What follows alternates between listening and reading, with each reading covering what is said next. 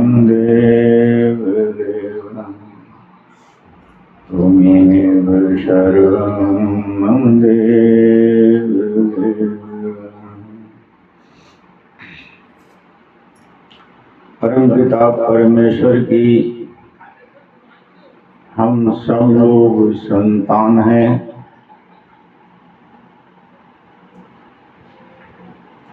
उनकी करुणा, उनकी कृपा और उनके प्रेम के आधार पे ही हम लोगों का जीवन चल रहा है।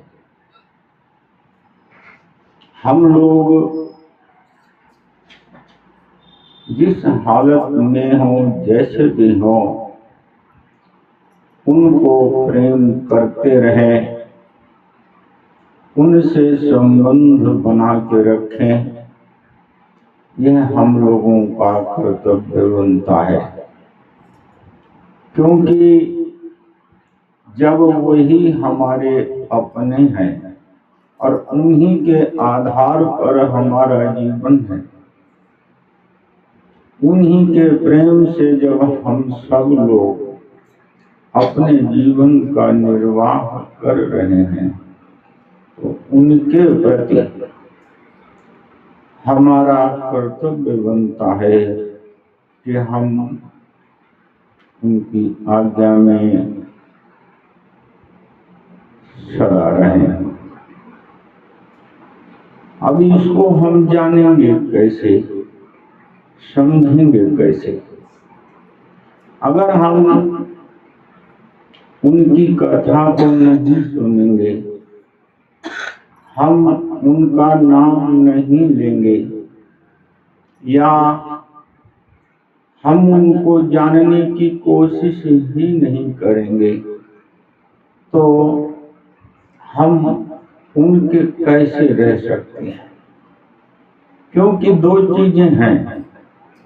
एक तो ये है कि भगवान से जुड़ करके रहना और फिर अपने जीवन को चलाना, और ये है कि भगवान को जानना ही नहीं और समझना नहीं और फिर अपने जीवन को चलाना। ये दो क्रियाएं होती हैं।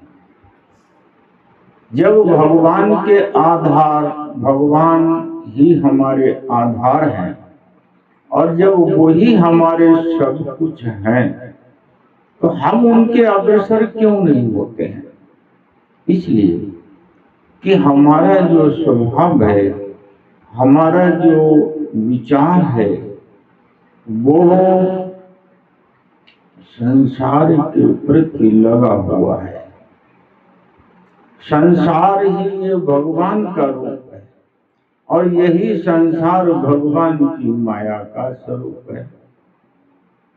इसी संसार में परमात्मा को जब हम देखते हैं, हम जानते हैं, हम समझते हैं, उनकी कथाएं सुनते हैं, तो हमें लगता है कि ये परमात्मा का ही स्वरूप है।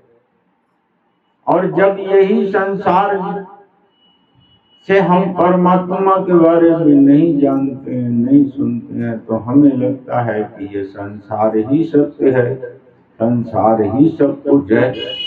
तो जब हम संसार में रह करके और ऐसे बन जाते हैं जो अपने ही प्रभु जी से दूर हो जाते हैं, तो बताओ हमारा कल्याण कैसे हो सकता है और हम सुखी कैसे हो सकते हैं? ये विचारणीय विषय है और विचार करना चाहिए। क्योंकि जब हम यहाँ से जाते हैं या जब हम यहाँ आते हैं, दो स्वरूप है। जब हमारा जन्म हुआ तो हम किस हालत में थे, यह विचार 24 घंटे में एक बार करना चाहिए। और जब हम यहाँ से जाते हैं तब हम किस हालत में होंगे, ये विचार करना चाहिए। ये दो स्थिति होती है। जब हम यहाँ पे आए तब हम रोते हुए आए थे। इसलिए रोते हुए आए थे कि हमने किसी भी योनि में प्रभु जी को नहीं जाना, नहीं समझा। इसलिए हर योनि में हम रोते रहे, और जब हमारा जन्म हुआ तब भी हम रोते ही हुए हमारा जन्म हुआ। और हम तो रो रहे थे, लेकिन ये संसार हंस रहा था। कोई कह रहा था हमारा बेटा है, कोई कह रहा था हमारा नाती है, कोई कह रहा था हमारा पोता है। संसार हंस रहा था और हम रो रहे थे। एक स्थिति हमारी वो थी। और जब हम यहाँ से जाएं इस संसार को छोड़ के, तो स्थिति ऐसी होनी चाहिए कि हम तो हंसते हुए जाएं और ये संसार हमारे लिए रोए, संसार हमारे लिए रोए। और जब हम जाएं तो हम हंसते हुए जाएं। यह होना चाहिए। पूरे जीवन का सबसे बड़ा सत्य यही है, क्योंकि हम आए थे संसार की आसक्ति से जकड़े हुए, और जब हम यहाँ से जाएं तो संसार की आसक्ति बिल्कुल छुटी हुई होनी चाहिए। उसके लिए होता यह है कि एक लक्ष्य बनाना होता है अपने प्रभु जी के लिए। हम प्रभु जी से कैसे जुड़े, क्योंकि प्रभु जी के पास सब कुछ सत्य सत्य होता है। उनकी बात बिल्कुल सत्य होती, उनके विचार हर किसी के लिए कल्याणकारी होते हैं। उनका स्वरूप इतना आनंद में इतना सुंदर होता है, अगर श्रद्धा भावना के साथ स्मरण करो तो उसमें मन सदा टिका रहता है।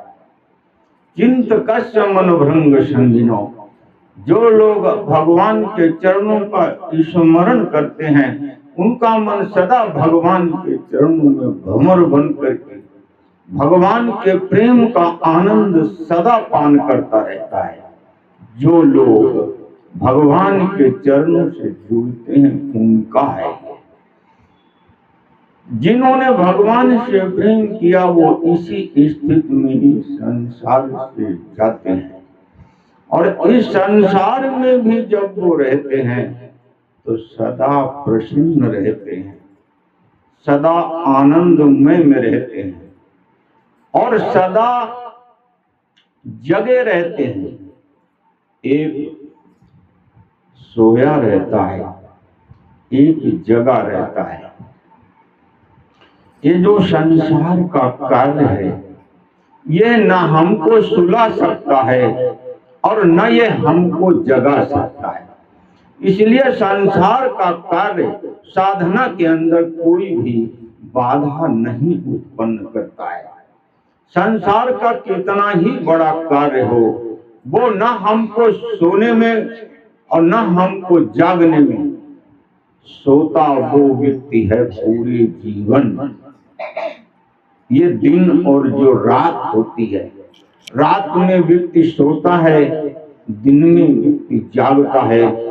इसको न सोना बताया गया है और न जागना बताया गया है। वास्तव में जागा हुआ व्यक्ति वो है जो सभी प्रकार से विषयों की आसक्ति से दूर है, और सोया हुआ व्यक्ति वो है जो इस संसार में सभी विषयों में ही रमण कर रहा है। खाना पीना सोना जागना काम धाम भगवान से, धर्म से, संत से, विद्वान से कोई मतलब नहीं होता है, और कमाना और खाना इसी में लगा रहता है दिन और रात। सच्चे माने में वो सोया हुआ होता है। जागा हुआ वो होता है जो परमपिता परमेश्वर का स्मरण करते हुए सदा अपने जीवन के कार्यों को करता है। वो सदा जागा हुआ होता है। अब ये जो जागना है ये मिलता कहां से है? भगवान का नाम, नाम निरूपण। नाम भगवान का जितना जप करोगे, जितना मन में रखोगे, उतना ही प्रकाश आएगा। नाम निरूपण नाम जतन ते, जिमि प्रगटति है मूल रतन ते। भगवान का जो नाम है, इसको जितना ज्यादा लोगे उतना